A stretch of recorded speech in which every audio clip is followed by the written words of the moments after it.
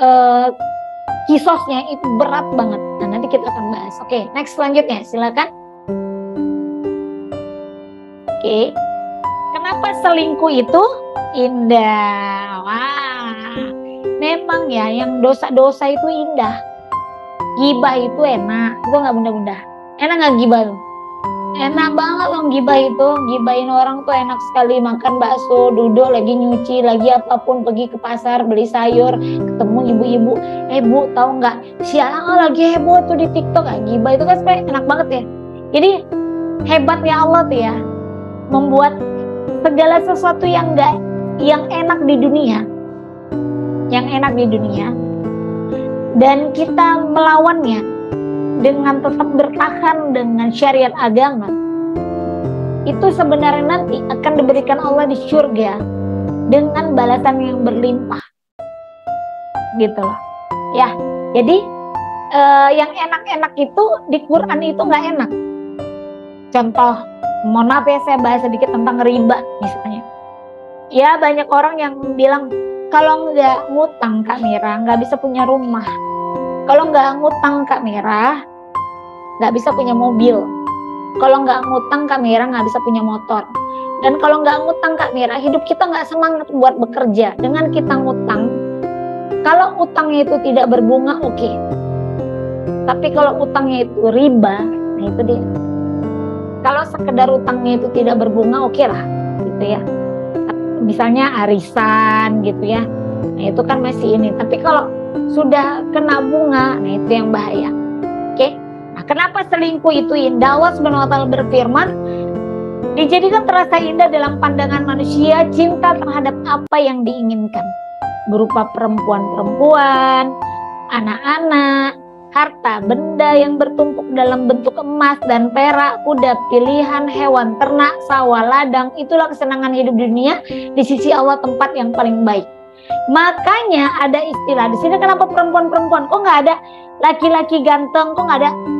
Dijadikan terasa indah dalam pandangan manusia cinta terhadap apa yang diinginkan, yaitu laki-laki yang ganteng, anak-anak, perempuan-perempuan. Ada nggak laki-laki? Nggak ada. Karena memang yang rentan selingkuh itu laki-laki. Tetapi perempuan juga punya peluang untuk berselingkuh, gitu loh. Jadi saya nggak mau nyudutkan juga nanti pas yang laki-laki pada Kak Mira nih bikin Zoom menyudutkan kami para lelaki. Enggak. Tapi dalam Quran di situ saja Allah sudah menyebutkan dijadikan terasa indah dalam pandangan manusia itu cinta terhadap apa yang diinginkan, yaitu berupa perempuan. Sekarang pertanyaannya, apakah Quran itu sesuatu yang benar atau salah? Benar ya? Benarkah tidak ada suaranya? Ada ya, oke.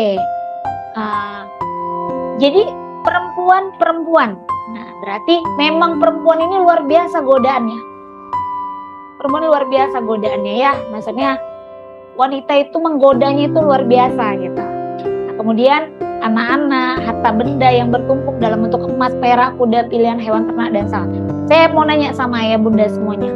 Sebenarnya sesuatu itu akan indah, terlihat indah. Kalau saya bilang sesuatu itu terlihat indah pada saat kita belum mendapatkannya, betul nggak?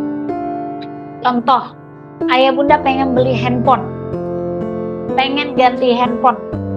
Saya rasa semuanya pernah pengen banget ganti handphone dari iPhone, dari handphone Android, mungkin pengen punya iPhone nih, pengen punya iPhone. Terus udah dapet nih, akhirnya punya iPhone-nya. Pas udah punya, seminggu indah, sebulan indah, habis itu udah biasa aja. Awal-awal punya tuh, pokoknya kalau ada kaca, foto depan kaca menunjukkan ada 3 loh, ini kan seperti ini nih, iya, foto depan kaca, nah indah lah itu, iya kan, mirror. Nah, gitu juga, pengen punya mobil, udah punya motor nih, pengen punya, ya Allah enaknya ya orang itu nggak kepanasan, nggak kehujanan. Di dalam mobil kita nih, ya Allah berpanas berhujan, bawa anak pulang sekolah, semuanya enaknya kalau punya mobil. Nih yang punya motor nih, dah akhirnya tahan berutang, ya kan, kredit leasing, belilah mobil. 1 bulan pertama AC masih dingin, bulan kedua sedikit hangat karena mulai memikir, bulan depan cicilannya cukup nggak ya nih? Masuk bulan ketiga, AC mulai panas karena mulai mikir, aduh ini cicilan bulan depan, mana anak mau masuk sekolah lagi nih, mana orang tua sakit lagi nih, macam mana mau bayar cicilan nih, macam mana itu. Akhirnya mobil yang tadi diimpi-impikan, yang terlihat indah tadinya, 3 bulan setelah itu udah nggak indah lagi. Betul nggak? Jadi sesuatu itu akan terlihat indah ketika belum didapatkan. Sama selingkuhan itu indah. Kenapa? Ini saya ini mukul meja nih, bukan marah, lapar sebenarnya. Ya, kenapa terlihat indah? Karena belum dapat. Kalau udah dapat, nggak indah lagi deh. Percaya deh, nggak ada indah-indahnya lagi. Ya, nggak ada indahnya lagi. Tetap yang paling indah, yang di rumah itulah yang kena bau apa ke segala-gala tuh. Atau laki-laki yang si bekain, perutnya buncit, yang tidurnya ngorok, itu juga yang indah sebenarnya. Kenapa? Karena dia yang mau terima buruknya kita. Karena dia yang mau terima ngoroknya kita. Karena dia yang mau terima jeleknya kita. Karena dia yang mau terima kondisi terburuknya kita. Indah. Tapi betul tuh, indahnya hanya sesaat. Semu, fata morgana. Hanya sesaat saja. Tadi yang saya bilang, handphone, udah dapet, udah. Mobil udah dapet di awal, udah gitu. Tapi kalau misalnya belum dapat, ya tadilah, ya Allah indahnya ini, semangat banget itu. Itu orang kalau lagi selingkuh, dia nggak peduli mau hujan petir, badai, halilintar, dia nggak peduli. Coba deh ingat kalau yang merasa pernah pacaran atau dulu mungkin mengawali pernikahannya dengan pacaran. Pertanyaan saya, waktu belum jadi suami, belum jadi istri, apa yang kita berikan buat pacar kita tuh? Penampilan terbaik, malam minggu sewangi-wanginya, iya kan? Wajah ini maskeran segala-gala. Laki-laki juga gitu, potong rambut, malam minggu, apa semua, gitu. Waktu masih pacaran, begitu ijab kabul, saya terima nikahnya, 1 bulan, 2 bulan, 3 bulan, oke. Berikutnya mulailah tahu, ternyata dia ini malas tutup pintu lemari. Tiap hari aku terus nutup pintu lemari. Bun, jangankan bunda, saya 12 tahun nikah, sampai hari ini suami saya tukang buka, saya tukang nutup. Udah 12 tahun nikah, ternyata bukan hanya lelaki suami saya saja, hampir semua lelaki seperti itu. Ya udah mau diapain? Iya kan? Dia tukang buka, kita tukang tutup. Dia buka, kita tutup, gitu. Baju yang dipakai udah seharian digantung lagi. Pertanyaan saya, kenapa digantung lagi, Bi? Dicuci lah. Ya kan baru sekali pakai. Kata bunda hemat. Maksudnya itu, kalau itu dipakai sebentar lah, kalau udah dari pagi sampai malam terus digantung lagi, ya nggak mungkin. Dan itu dimasukkan bunda dalam lemari. Awal saya nikah terkejut-kejut saya nengok suami saya seperti itu. Gitu loh. Ya kan? This is keputusan kita gitu loh. Jadi waktu pacaran itu indah semuanya. Kenapa? Karena tadi ada kerjaan iblis di dalamnya. Dijadikan terasa indah dalam pandangan manusia, cinta terhadap apa yang diinginkan. Nah, perempuan, anak-anak, harta benda yang bertumpuk dalam bentuk emas dan lain-lain. Oke? Nah, kalau dulu adalah harta tahta wanita, kalau itu bagi laki-laki. Kalau bagi perempuan, harta tahta kuota. Karena begitu tidak ada kuota, itu perempuan pasti pusing, nggak bisa nengok yang lain-lain. Iya kan? Iya kak, saya orang Medan, marga saya Lubis soalnya ya. Saya lahir di Medan, besar di Medan, kuliah di Medan, beginilah di orang Medan. BTL katanya, batak tembak langsung kan? Nggak pakai ini, nggak pakai bahasa-bahasa pengantar yang agak bagus sedikit gitu ya. Nggak apa-apa lah ya, semoga ayah bunda kuat sedikit. Oke, berikutnya. Nah udah tahu ya kenapa selingkuh itu indah. Karena selain tadi Allah SWT berfirman, ada lagi, yaitu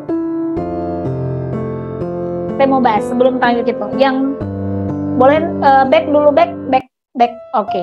Yang kedua adalah selingkuh itu terlihat indah karena ada kerjaan iblis di dalamnya. Ya, ayah bunda pernah dengar cerita tentang kisahnya Dasim? Tahu Dasim? Kalau ada yang tahu syukur, kalau yang belum izin saya bercerita. Jadi ini bukan sekedar sebuah cerita dongeng, tapi ini memang dikisahkan dan memang nyata, ada dalam salah satu hadis. Jadi setiap hari itu iblis itu kan punya kerajaan ya. Ada raja iblis, ada sama ya kayak kerajaan gitu lah. Nah, raja iblis itu setiap hari memanggil seluruh panglima-panglima terbaiknya untuk menanyakan, wahai iblis A, apa yang kamu tinggalkan kepada manusia? Iblis pertama datang, aku tidak meninggalkan manusia kecuali mereka dalam keadaan saling bunuh-bunuhan. Oke? Apa kata raja iblis? Bagus. Nah, jadi kalau ada orang bunuh-bunuhan itu bukan kerjaan, itu kerjaan iblis memang. Yang kedua, apa kerjaanmu? Apa yang kau tinggalkan kepada manusia? Aku tidak meninggalkan manusia kecuali mereka dalam keadaan saling menjelek-jelekan, saling menghibah, dan nantinya mereka akan menjadi teman kita di neraka untuk saling memakan daging saudaranya sendiri. Kemudian, bagus. Oke, ada berikutnya. Kamu iblis yang datang. Apa yang kamu tinggalkan kepada manusia? Apa yang kamu kerjakan hari ini dan yang kamu tinggalkan kepada manusia? Apa kata si iblis tersebut?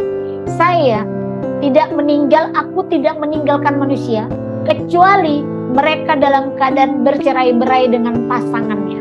Aku buat yang halal menjadi haram, yang halal itu kelihatan haram, yang haram aku halalkan, yang haram aku halalkan, yang halal aku haramkan. Jadi orang yang pacaran itu aku buat bagaimana dia berpikir, orang yang belum menikah tuh bagaimana aku buat dia berpikir bahwa berzina itu boleh sehingga dia melakukan itu.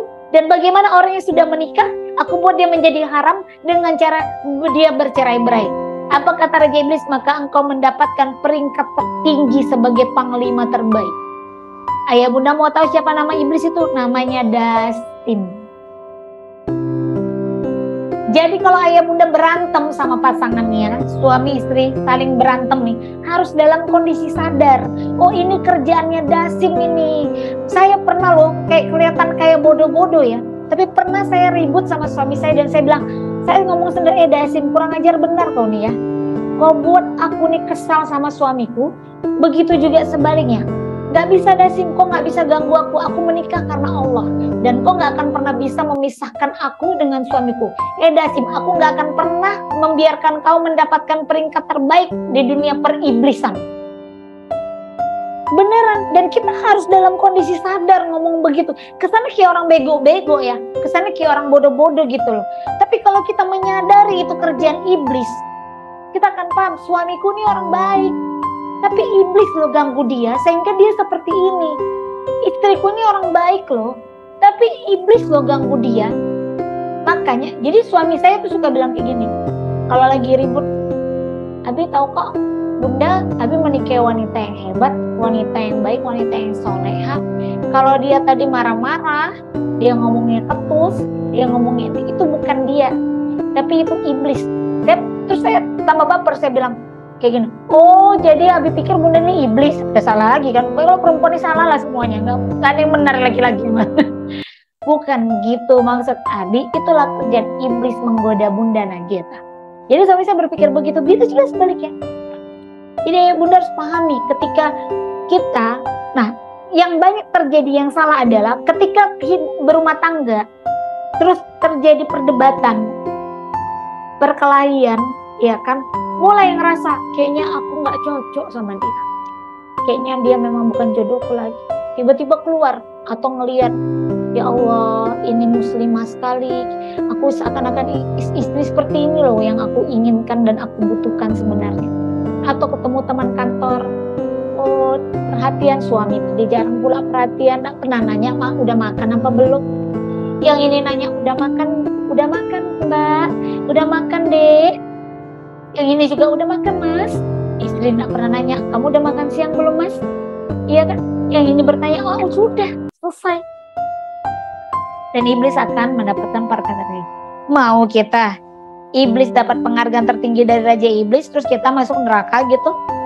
Kan bego banget. Gitu. Ya, oke, next lanjut.